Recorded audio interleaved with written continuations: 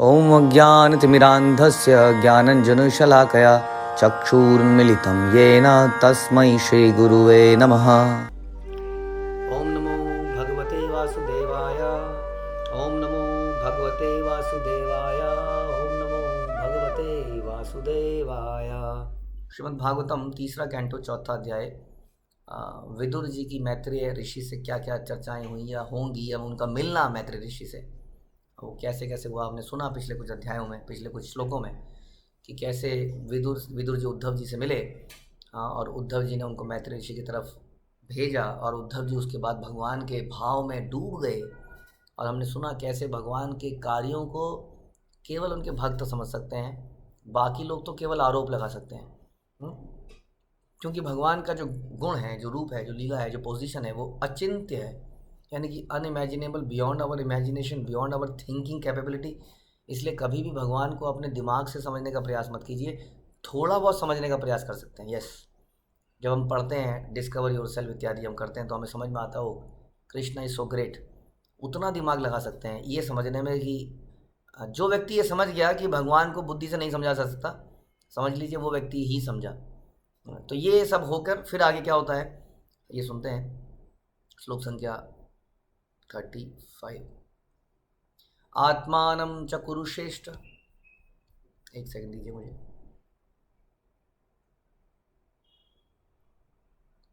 हाँ जी, ठीक है। आत्मानं च कुरुश्रेष्ठ कृष्णेन मनसेक्षितं ध्यायन् गते भागवते रूरोद प्रेम विमल। यह सुनकर कि इस जगत को छोड़ते समय भगवान कृष्ण ने उनका स्मरण किया था, विदुर प्रेम अभाव से अभिभूत होकर जोर जोर से चिल्लाने लगे। बस इतना ही बहुत है ना हमारे लिए। कई बार भक्त लोग, यानी कि विदुर को ये ज्ञात हुआ कि भगवान जब जा रहे थे तो उन्होंने विदुर को याद किया। ये बात को सोच के विदुर जी बड़े भाव में आ गए। कई बार भक्त हमें बड़ी अच्छी अच्छी रियलाइजेशन बताते हैं और बताते हैं, प्रभु जी जीवन में बड़ा संकट आया, ज़बरदस्त एक्सीडेंट हो गया, किसी तरह बच गया भगवान की कृपा से, लेकिन एक अलग रियलाइजेशन हुई। वो क्या हुई? वो रियलाइजेशन ये हुई कि ये एक्सीडेंट इतना अजीब सा था या ऐसा था कि डेफिनेटली भगवान की स्वीकृति इसमें थी, तभी एक्सीडेंट हुआ। तो भगवान कितना दयालु है, इसका मतलब वो मेरे बारे में कुछ सोच रहे हैं। हाँ, कुछ तो सोच रहे हैं मेरे बारे में, मेरा एक्सीडेंट करा रहे हैं इसके बारे में, इसका मेरे बारे में सोच तो रहे हैं, इसमें भी मेरा भला ही है। तो भक्त लोग ऐसा विचार रखते हैं, अद्भुत होते हैं भक्त। एनीवे, यहाँ पर कहने का मतलब ये था कि जब भगवान भक्त के लिए जो उसका पारितोषिक है वो यही है कि भगवान उसका चिंतन ही कर रहे हैं, किसी भी तरीके से कर रहे हैं। हमें भगवान से कुछ आवश्यकता नहीं है। जैसे गोपियाँ क्या चाहती थी कि कृष्ण आ जाएं, बस एक बार उन्हें देख लें, या हम उनको कृष्ण को एक बार देख लें, बस, और कोई एक्सपेक्टेशन नहीं है। ये भक्ति योग में हमने सीखा। आज तक हमने अपना जीवन बर्बाद किया पूजा पाठ में। किसी ने हमें ये नहीं बताया था कि पूजा पाठ का कुछ और हायर पर्पस भी होता है। हमने अपने बच्चों को भी यही सिखा दिया, पूजा पाठ बेटा पढ़ ले, एग्ज़ाम में नंबर अच्छे आ जाएंगे, बेटा तेरा रिजल्ट अच्छा आ जाएगा, पेपर अच्छा आ जाएगा, नौकरी अच्छी लग जाएगी। बचपन से हमने बच्चों को भी यही सिखा दिया, हमने भी किया। लेकिन ये अहेतु की भक्ति हमें किसी ने नहीं सिखाई कि देयर इज़ नो, इस संसार में मांगने लायक कुछ है ही नहीं, क्योंकि ये संसार अनित्य है, अविनाशी है। इसलिए यदि भगवान से कुछ मांगना है तो उनका प्रेम मांगिए, उनकी सेवा मांगिए, उनका संग मांगिए, बस। तो इसी में भक्त प्रसन्न हो जाता है। तो विदुर का कुछ ऐसा ही लक्षण था। विदुर इतने से ही प्रसन्न हो गए। कालिंद्य कतिभि सिद्ध अहो भीर भरतर्षभ प्रापद्यत स्वसरितम यत्र मित्रा सुतो मुनि। यमुना नदी के तट पर कुछ दिन बिताने के बाद स्वरूप सिद्ध आत्मा विदुर गंगा नदी के तट पर पहुंचे, जहां मैत्रेय मुनि स्थित थे। हाँ, तो यमुना नदी को क्रॉस मतलब कि में उन्हें कौन मिले थे? उन्हें यमुना नदी में उन्हें उद्धव जी मिले थे। और उद्धव से मिलने के बाद अब वो गंगा जी के किनारे पे चले गए, जहाँ उन्हें मैत्रेय मिले। और मैत्रेय से उनके बारे में उन्होंने, विदुर जी ने उन्हें ऑलरेडी बता दिया था कि आपको मैत्रेय ऋषि जो है मेरे से भी सीनियर हैं।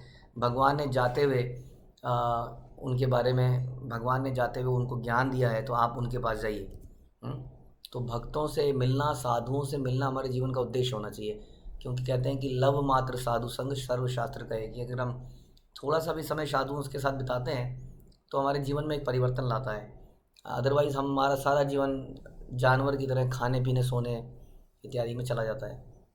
तो ऐसे ही महान साधु से मिलने के लिए विदुर जो है निकलते हैं और मैत्री ऋषि से मिलते हैं।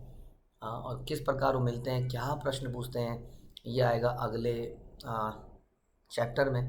तो आप सबकी कृपा से आज भागवतम का चौथा चैप्टर स्टार्ट हुआ। हम इसकी समरी करेंगे, लेकिन उससे पहले हम पाँचवें चैप्टर को यहाँ पर स्टार्ट करते हैं। तो पाँचवा चैप्टर विदुर से मैत्री ऋषि की क्या बातचीत हुई उसके बारे में है। सुखदेव गोस्वामी बोलते हैं, श्री शुक उवाच द्वारी द्युनद्या ऋषभ कुरुणा मैत्रेयमासिम सिनमगाब दबोदम शतोपसित्याच्युत भाव सिद्ध प्रपच्च सौशील्य गुणाभितृप्त। सुखदेव गोस्वामी ने कहा कि इस तरह कुरुवंश के सर्वश्रेष्ठ विदुर, जो कि भगवत भक्ति में पूर्ण थे, स्वर्गलोक की नदी गंगा के उद्गम हरिद्वार पर पहुँचे, जहाँ विश्व के अगाध महान विद्वान मैत्री मुनि आसीन थे, और सुशीलता में पूर्ण तथा अध्यात्म में तुष्ट विदुर ने उनसे पूछा। तो कुरुवंश के सर्वश्रेष्ठ भक्तों को सर्वश्रेष्ठ बोला जाता है। कुरुवंश में महान योद्धा, बड़े बुद्धिमान लोग हुए हैं, आप जानते ही हैं कैसे कैसे लोग हुए हैं यहाँ पे, लेकिन एक दासी पुत्र विदुर को महान व्यक्ति बताया जा रहा है। इसलिए हम डिस्कस करते हैं कि महात्मा कौन है, जो भगवान की डेफिनेशन में महात्मा है। प्रभुपाद अक्सर बोलते थे कि समाज में रबर स्टैंप लगाने से कोई महात्मा नहीं बन जाता। हम होता है ना कि इस व्यक्ति को सेंट की पदवी मिली, महात्मा की पदवी मिली। महात्मा कौन है ये आप अपने आप में डिफाइन कर लेंगे क्या? जैसे कि चोर जो है आपस में किसी व्यक्ति को अवार्ड दें, हाँ, the best thief of the year, माना चोरों का फिल्म फेयर अवार्ड हो रहा है। चोरों का बड़ा बहुत लंबा चौड़ा चोर सारे बैठे हैं उसमें, इस चोर को आज तक एक भी पुलिस नहीं पकड़ी गई, तालियां, चोर को अवार्ड मिल रहा है, बेस्ट चोर ऑफ द ईयर। इस चोर ने नई टेक्नोलॉजी को यूज़ करके चोरी करी, ये भी एक बहुत बड़ा चोर है। इस चोर ने मैक्सिमम चोरियां करी एक साल के अंदर। तो ऐसे कई अवार्ड आप बना सकते हैं। तो क्या वो सच में महान व्यक्ति बन जाएंगे? इसी तरह से समाज में हो गया है। हम देखते हैं कई बार कॉरपोरेट वर्ल्ड में क्या होता है कि सबको सेटिस्फाई करने के लिए कहते हैं, लो तुम्हें इस साल का best employee of the world मिला इस महीने का। अब फिर मीटिंग होती है, भैया दूसरे एम्प्लॉय बड़े परेशान हैं, अच्छा अगले महीने दूसरे को दे देते हैं, तो अगले महीने उसको दे दिया, फिर अगले महीने सबको खुश कर दिया। तो हम क्या करते हैं, तुम मुझे मेरी तारीफ़ करो, मैं तुम्हारी तारीफ़ करूँगा, इस तरह से दोनों के मज़े आ जाएंगे। तो समाज में हम लोगों ने एक दूसरों को बहुत सारी उपाधियाँ दे दी हैं, बहुत सारे ऐसे अवार्ड सेरेमनीज़ कर दी हैं जिसमें लोग बड़े प्रसन्न होते हैं, बड़ा एक्साइटेड होते हैं ऐसे अवार्ड सेरेमनी में जाने में। लेकिन वास्तव में कौन महात्मा है कौन नहीं है, इसके लिए कोई रबर स्टैम्प की आवश्यकता नहीं है, ना ही कोई सर्टिफिकेट की आवश्यकता है, पुरस्कार की आवश्यकता है। केवल भगवान के अनुसार जो महात्मा है वही महात्मा है। वो भगवान के शास्त्र पढ़ के जो उनकी बात मानता है, जो गुरु परंपरा में रहता है, भगवान की सेवा करता है, और जो भी गीता में बताया गया उसको पालन करता है। तो इस तरह कुरुवंश के सर्वश्रेष्ठ, तो भगवान के हिसाब से, ये भागवतम के हिसाब से सर्वश्रेष्ठ विदुर, जो कि दासी पुत्र थे, रेस में बड़े पीछे थे संसारी दृष्टि से, लेकिन भक्ति में बहुत आगे थे, इसलिए वो सर्वश्रेष्ठ बने। तो जो कि भगवत भक्ति में पूर्ण थे, यही है महात्मा की डेफिनेशन, जो भगवत भक्ति में पूर्ण है। लेकिन क्या करें, हमारे दिमाग में इतना घुसा हुआ है ना कि मेरे बच्चे के आए इतने पर कितने परसेंट आए, क्लास में कौन से नंबर पे आया, इंजीनियरिंग का कौन सा एग्ज़ाम उसने क्रैक किया। हम लोग सर्वश्रेष्ठ इसी दृष्टि से देखते हैं। चाहे उसका भगवत भक्ति में कितना रुझान है, ये तो कोई डेफिनेशन बची नहीं आज की डेट में, बल्कि ये तो कमज़ोर और नाकारा इंसान कहते हैं कि अच्छा इसने कुछ नहीं किया, ये भक्त बन गया। भागवतम तो कुछ और कहती है, भागवतम विदुर को सर्वश्रेष्ठ कहती है। स्वर्गलोक की नदी गंगा के उद्गम पर ये पहुँचे, हरिद्वार के नाम से इसको हम जानते हैं, और बहुत ही लंबी चर्चा हुई, आप सुनेंगे आगे। मैत्री ऋषि और विदुर, बड़ी सारी कहानियाँ बीच में आएंगी। आप देखिए, कहानी के अंदर कहानी, कहानी के अंदर कहानी, ओरिजिनल कहानी।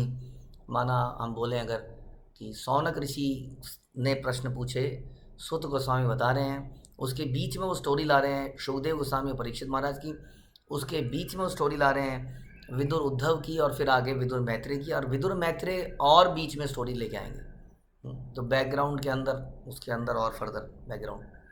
तो इस तरह से इन दोनों की मुलाकात हुई, और सुशीलता में पूर्ण, आध्यात्म में से तुष्ट विदुर ने उनसे प्रश्न पूछा। तो प्रश्न पूछने से पहले ही सुखदेव गोस्वामी कह रहे हैं कि पूछने वाला बड़ा शालीन व्यक्ति था, बड़ा सुशील व्यक्ति था। हाँ, उसने इस तरह से प्रश्न पूछा। जैसा हम डिस्कस करते हैं कि प्रश्न पूछने का पर्पस होता है कि I will change my self with your answer. प्रश्न पूछने का मतलब दूसरे की बुद्धि को चेक करना नहीं होता। इसलिए क्वेश्चन जब हम पूछें तो ये सोचना चाहिए इसका आंसर क्या मेरे अंदर भगवान के प्रति प्रेम पैदा करेगा, और ज़्यादा सरेंडरनेस पैदा करेगा, या जस्ट मेरा एक जिज्ञासा है। ध्यान रखिए, जिज्ञासाओं को पूरा करने में लग जाएंगे तो जिज्ञासा तो बहुत कुछ हो जाती है आजकल। छोटे छोटे बच्चों को इतनी जिज्ञासा हो जाती है कि वो गंदी गंदी मूवीज़ देखते हैं उन जिज्ञासाओं को दूर करने के लिए। तो क्या वो जिज्ञासाएं सही हैं? क्या सारी जिज्ञासाएं सही हैं? बच्चा देखता है कोई सिगरेट पी रहा है, उसके अंदर जिज्ञासा होती है, देखूं जरा पी के कैसी लगती है। तो क्या ये जिज्ञासा सही है? इसलिए ऐसी जिज्ञासा जो भक्ति बढ़ाए वही सही है। ज़्यादा ज़रूरत से ज़्यादा इंटेलिजेंट बनने की आवश्यकता नहीं है एक्चुअली में। विदुरुवाच सुखाय कर्माणि करोति लोको न ते सुखम वान्यदुपारमं व विंदेत भूय भूयस्तत एव दुखम यदत्र युक्तम भगवान वदेन्न। विदुर ने कहा कि हे महर्षि, इस संसार का हर एक व्यक्ति सुख प्राप्त करने के लिए सकाम कर्मों में प्रवृत्त होता है। हर व्यक्ति इनवेरिबली 99.99% ऑफ द पीपल सुख प्राप्ति के लिए भरसक प्रयत्न कर रहे हैं, किंतु उसे ना तो तृप्ति मिलती है ना ही उसके दुख में कोई कमी आती है। क्योंकि भगवान बोलते ही हैं, क्या बोलते हैं भगवान, कि दुखालयम शाश्वतम, जो हम भगवद गीता में चर्चा करते ही हैं। तो इसलिए कोई भी व्यक्ति इतने भरसक प्रयत्न करने के बाद भी उसके दुख में कमी नहीं हो रही है, बल्कि ऐसा लगता है कि दुख बढ़ते चले जाते हैं। एरिया ऑफ मतलब कंसर्न बढ़ते जाते हैं, बहुत सारे एरिया खुलते जाते हैं। हम बच्चे होते हैं तो बहुत कम एरियाज होते हैं, बड़े होने होने तक इतने सारे टच पॉइंट्स बन जाते हैं, इतने रिलेटिव्स, इतने सारे दोस्त, इतनी सारी वस्तुएं कि हर जगह से फिर दुख आने लगता है। बता रहे हैं कि उल्टे ऐसे कार्यों से उसके दुख में वृद्धि होती है। इसलिए कृपा करके हमें इस विषय में निर्देश दें कि असली सुख के लिए कोई कैसे रहे। हाँ, जैसा हमने बोला था कि we are not against being happy, rather we our mantra is chant and be happy. ध्यान रखिए, हम कभी ये नहीं बोलते हैं कि भक्ति मतलब ओके सीरियस हो जाइए, सारे लोग चुप हो जाइए एकदम, क्या बकवास कर रहे हैं आप लोग, क्यों हंसे जा रहे हैं, ये जीवन क्या हंसने के लिए है? हम तो कहते हैं कि जीवन हंसने के लिए, लेकिन कैसे हंसें, किन बातों में प्रसन्न हो, वो सब कैसे आप प्रसन्न हो सकते हैं, वो हम चर्चा करते हैं। तो यही चर्चा विदुर जो है मैत्री ऋषि बहुत ही इंपॉर्टेंट प्रश्न पूछते हैं, क्योंकि आम व्यक्ति के लिए पूछते हैं। विदुर जैसा व्यक्ति तो ऑलरेडी जानता है, तभी तो हस्तिनापुर छोड़ के जंगल में आ गया है। हाँ, और ऋषियों को ढूंढ रहा है। इसका मतलब ये ऑलरेडी नोज कि सुख कैसे मिलता है।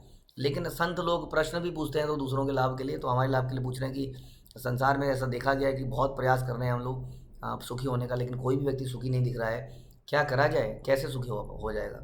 अगला पूछते हैं, जनस्य कृष्णाद्विमुखस्य देव धर्मम शीलस्य सुखाखितस्य अनुग्रहा येह चरन्ति नूनम भूतानि भव्यानि जनार्दनस्य। हे प्रभु, महान परोपकारी आत्माएं भगवान की ओर से पृथ्वी पर उन पतित आत्माओं पर दया दिखाने के लिए विचरण करती हैं। महान परोपकारी आत्माएं, कौन है परोपकारी? अगेन भागवतम बता रहा है कि कौन परोपकारी है। संसार में बहुत बड़े बड़े दानी बने गए हैं। हाँ, धन्ना सेठ, किसने कई सारे प्याऊ बना दिए, किसने बहुत कुछ कैसे काम कर दिए, हॉस्पिटल खोल दिए, विकलांगों के अंग दे दिए। लेकिन सबसे बड़ा परोपकारी कौन है? बता रहे हैं, जो पतितात्माओं पर दया दिखाने के लिए विचरण करती हैं और सबको भगवान के प्रति उन्मुख बनाती है, वो सबसे बड़ी। जैसा हमने पहले भी चर्चा किया था, क्योंकि हमारा सबसे दुख का कारण यही है जीवात्माओं का, कि वो भगवान से विमुख हो गए हैं, दूर चले गए हैं। यही हमारे दुखों का कारण है। नहीं तो हमें पैसे की कोई ज़रूरत नहीं है, ना हमें कोई डॉक्टर की ज़रूरत है वास्तव में, क्योंकि आध्यात्मिक जगत में हम बीमार नहीं पड़ते हैं, हमें डॉक्टर की ज़रूरत नहीं पड़ेगी, हम मरते नहीं हैं। इसलिए उसकी भी कोई समस्या नहीं है, कोई प्रकार पैसे की कोई कमी रहती नहीं है, क्योंकि हर चीज़ वहाँ बिना पैसे के हर चीज़ हमेशा फुल्ली अवेलेबल रहती है। इसलिए प्रॉब्लम क्या है कि हम भगवान से दूर हैं। तो महान आत्माएँ भगवान की ओर से पृथ्वी पर उन पतित आत्माओं पर दया दिखाने के लिए विचरण करती हैं जो भगवान की अधीनता के विचार मात्र से विमुख रहते हैं। क्यों नहीं आते लोग भगवान के पास, जानते हैं? क्योंकि अधीन नहीं रहना चाहते। कितने अजीब सी बात है, ये लोग ऑलरेडी अधीन है प्रकृति के, अपने शरीर के अधीन है। अब बताइए कौन व्यक्ति है, कहीं अच्छी मीटिंग थी, आज बहुत बढ़िया पार्टी थी, बड़ी प्लानिंग करी थी कि आज यहाँ पे ये खाएंगे, यहाँ पे ये कपड़े पहनेंगे, नया सूट बनाया था, लेकिन ज़बरदस्त लूज मोशन लग गए। अब बताइए अब लूज़ मोशन लग गए तो खाए क्या। अब शादी में गया बेचारा, किसी तरह से पेट साफ करके गया, तो आधे घंटे में ही फिर उसको गुड़गुड़ गुड़गुड़ गुड़गुड़ होने लगी। वहाँ लोग डांस कर रहे हैं, कोई फ़ोटो खिंचा रहा है, और मैं टॉयलेट की तरफ भाग रहा हूँ। टॉयलेट से आ रहा हूँ, 2-4 बार मैंने ऐसा कर लिया। अब मेरे कपड़े सारे ऊट पटांग तरीके से हो गए, क्यों कितनी बार अंदर किए, कितनी बार बाहर किए। हाँ, सब बेकार हो गया, बताइए। तो आदमी बुरी तरह से अधीन है प्रकृति के। ये तो छोटा सा एक एग्जाम्पल है। हमारे ऊपर कितने सारे सर्दी का, गर्मी का, दूसरे लोगों का कितना प्रभाव है। हम हमेशा अधीन ही हैं, हम सोचते हैं कि हम स्वामी हैं, लेकिन हम भगवान के अधीन नहीं होना चाहते। हम ऑलरेडी अधीन हैं, हम परतंत्र हैं, लेकिन हमें लगता है कि इस पर्टिकुलर तारीख को हम स्वतंत्र हो गए थे। ये देश स्वतंत्र हुआ इस तारीख को, ये देश स्वतंत्र हुआ इस तारीख को। वाह, हम तो ऑलरेडी परतंत्र। यही तो समस्या है। हम सोचते हैं अब हम स्वतंत्र हो गए, अब हम स्वतंत्र हैं कुछ भी करने के लिए। Right to express, right to do this, right to do that. क्यों आप मेरे बीच में आ रहे हैं?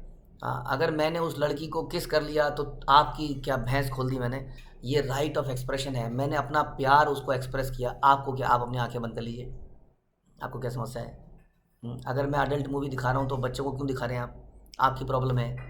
क्यों आप ऐसे सिनेमा में अपने बच्चे को दिखा रहे हो? तो आप बना क्यों रहे हो? मैं तो बनाऊंगा क्योंकि मेरा राइट है, राइट टू एक्सप्रेस। तो हर चीज़ स्वतंत्र हो गई। अब किसी चीज़ पे अगर कोई रोक लगा देता है तो बड़ा बवाल हो जाता है समाज में। पीछे किसी ने बोला जी गे जो है, गे रिलेशनशिप गलत है, और इतने बवाल हो गया, गलत है गलत है, तुम संकुचित विचारधारा वाले हो, तुम ये हो, तुम हो। मतलब कहने का मतलब है किसी चीज़ पे अंकुश मत लगाओ आप, जो चीज़ चल रहा है उसको चलने दो। ऐसा स्वतंत्रता के विचार से हो गया। यदि हम सोचते हैं कि हम परतंत्र हैं, दिमाग लगाते, दिमाग वाला व्यक्ति समझ जाएगा कि हम परतंत्र हैं वास्तव में, क्योंकि हम कुछ भी अपनी स्वतंत्रता से नहीं कर पाते। हाँ, हमें अपने ऊपर कंट्रोल नहीं है, अपने बीवी बच्चों पे किसी पे कंट्रोल नहीं है। हम चाहते हैं कि वो हमसे लॉयल रहें, हमसे प्रेम करें, बट क्या वो रहते हैं? एक क्वेश्चन है, आप लोग पूछ सकते हैं अपने आप से। और इस तरह से आपको समझ में आएगा कि हम परतंत्र हैं, इसलिए हमारी भलाई है कि हम भगवान के अधीन हो जाएं, क्योंकि वो हमारे परम पिता हैं। यदि कोई पुत्र भगवान के अपने पिता के अधीन हो जाता है, उनके पैर छूता है, तो क्या वो उसको दबा लेता है पिताजी? हाँ, हम डरते किस बात से हैं कि हम अगर अधीन चले जाएंगे तो हमें दबा लिया जाएगा। इन मंदिर वालों के पास चले जाएंगे तो हमसे डोनेशन मांग लेंगे, सेवा करने को बोलेंगे। इसलिए चुपचाप लेक्चर सुनो, लेक्चर से मैं एग्जिट कर दो, बस ज़्यादा घुसो मत इसके अंदर, नहीं तो पकड़ लेंगे, पैसे मांगेंगे, टाइम मांगेंगे, था ना। तो हम अधीनता में जाने से डरते हैं, बट क्या हम अपने पिता के अधीन जाने से डरते हैं कि हमें श्योरिटी है कि ये हमारा नुकसान नहीं करेगा? इसलिए ज़रा इस पर विचार कीजिए कि भगवान के अधीन तो कम से कम होना ही चाहिए। तो समाज में लोग क्यों नहीं करते हैं? क्योंकि वो इस अधीनता से डरते हैं। तो ऐसा प्रश्न विदुर ने पूछा, जो कि बहुत ही इंपॉर्टेंट प्रश्न है। क्या इसके उत्तर मिलेंगे हम ज़रूर जानेंगे अगले प्रवचनों में। हरे कृष्णा। श्रील प्रभुपाद की जय। ग्रंथराज श्रीमद् भागवतम की जय।